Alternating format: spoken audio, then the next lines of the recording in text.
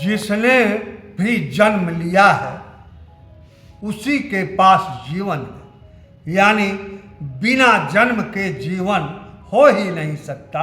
ऐसे में ही जन्मदिन की बधाइयाँ, यानी जो प्राणी है उसे जन्मना जरूरी है, तभी तो जन्मदिन की बधाइयाँ हैं।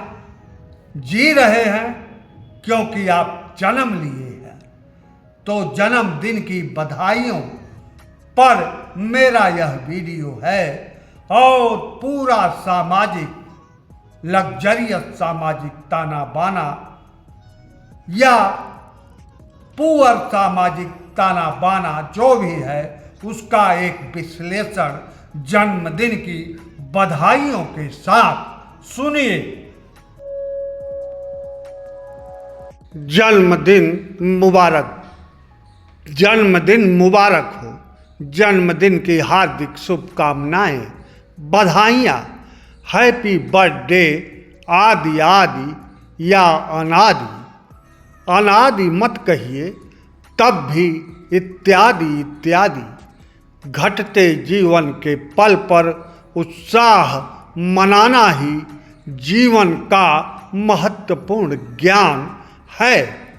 बचा हुआ जीवन कितना बचा है किसी को पता नहीं, और यही है जन्मदिन की बधाइयों का सार।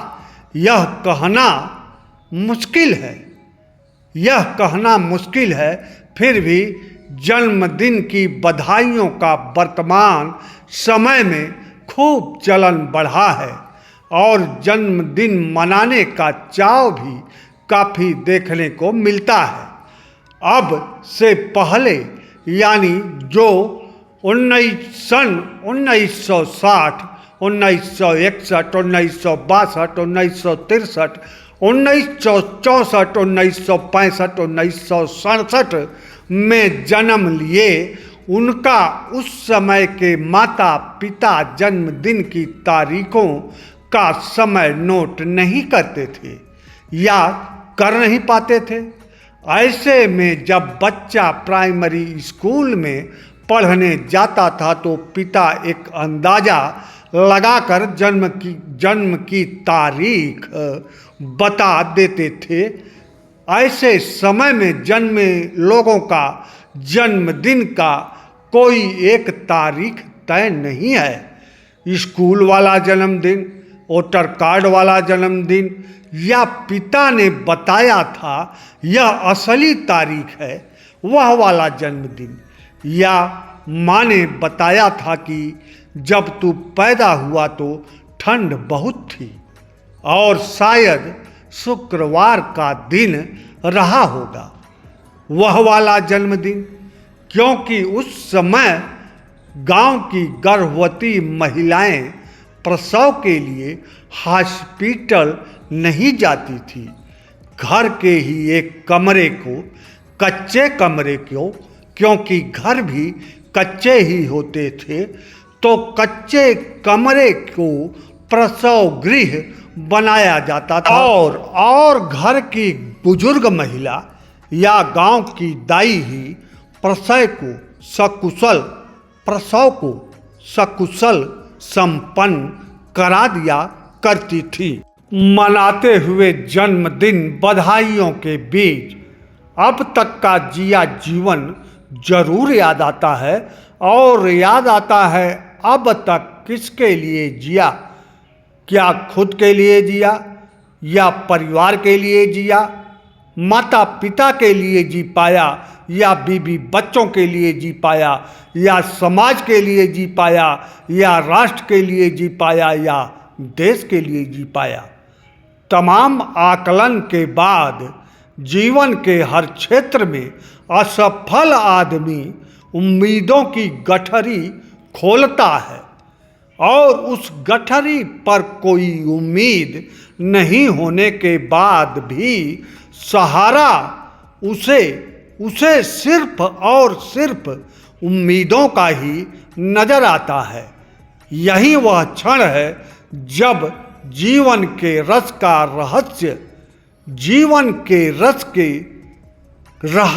का ज्ञान अधूरा रह जाता है और वेदों के अद्भुत ज्ञान जनमत मरत दुसह दुख होई का रहस्य और गहराता है, क्योंकि किसी को यह ज्ञान, यह अनुभव है ही नहीं कि जन्म लेते वक्त कितना कष्ट होता है, कितना कष्ट सहा है उसने, और मरते वक्त मरद का कष्ट बताने को तो कोई लौट कर ही आता ही नहीं।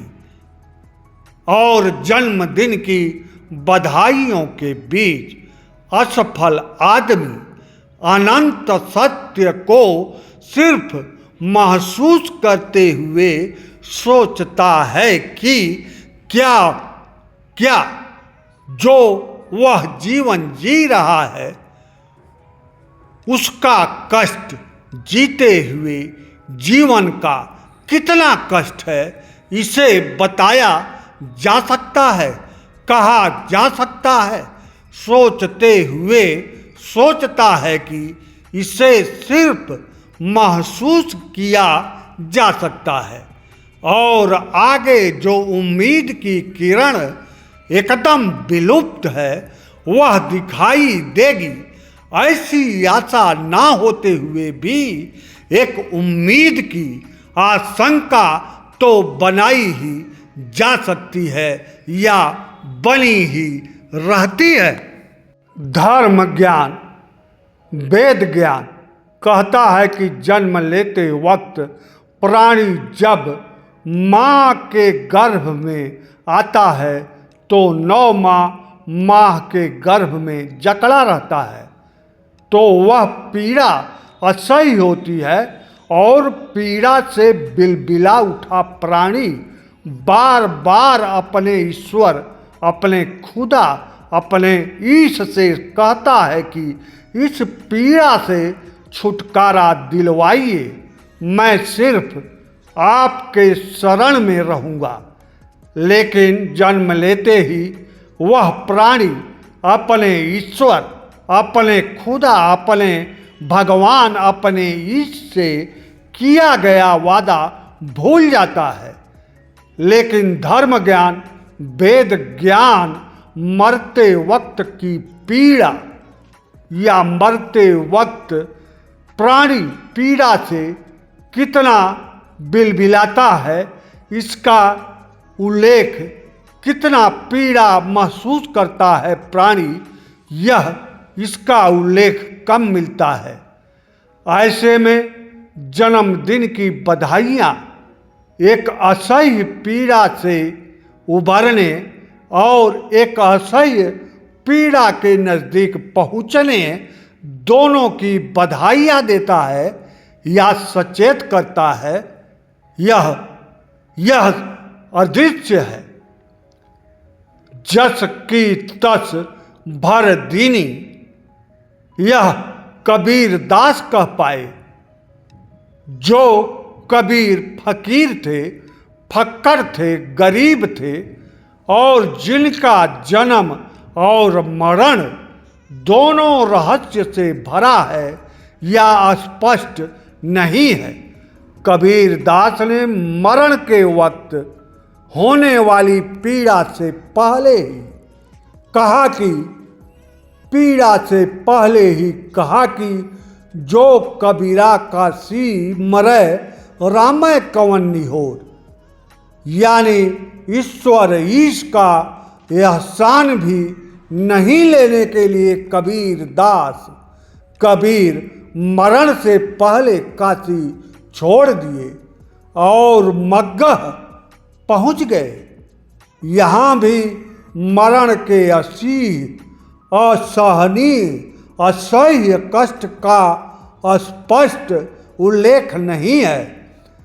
जीवन के सचल पथ पर बधाइयाँ जन्मदिन के रूप में वर्तमान में लग्जरियस सामाजिक ताना बाना ही खड़ा किया है। जन्मदिन एक समारोह हो गया है, या बना दिया गया है, ऐसे में यह आर्थिक असफल आदमी के लिए मनाना भी व्यंग्यात्मक जैसा उसे लगता है, जो उसे स्वयं में समझ में आता है।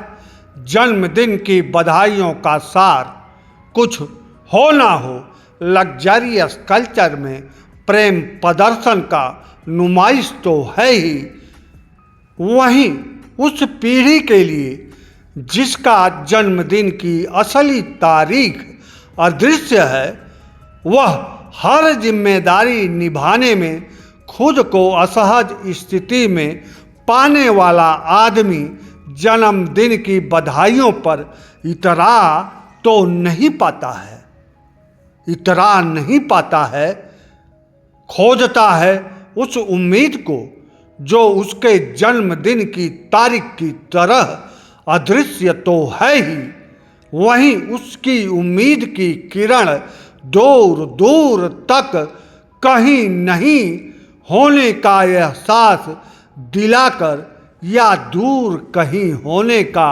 एहसास दिलाकर भी आती नहीं है। जन्मदिन की मुबारकबाद होनी ही चाहिए और सबको जन्मदिन की बधाइयाँ, क्योंकि जो हैं निश्चय ही वह जन्म लिए हैं तभी हैं। यह एक अकाट्य सत्य है, एकदम अंतिम सत्य की तरह। बीच बीच में शुभकामनाओं का दौर आना ही चाहिए।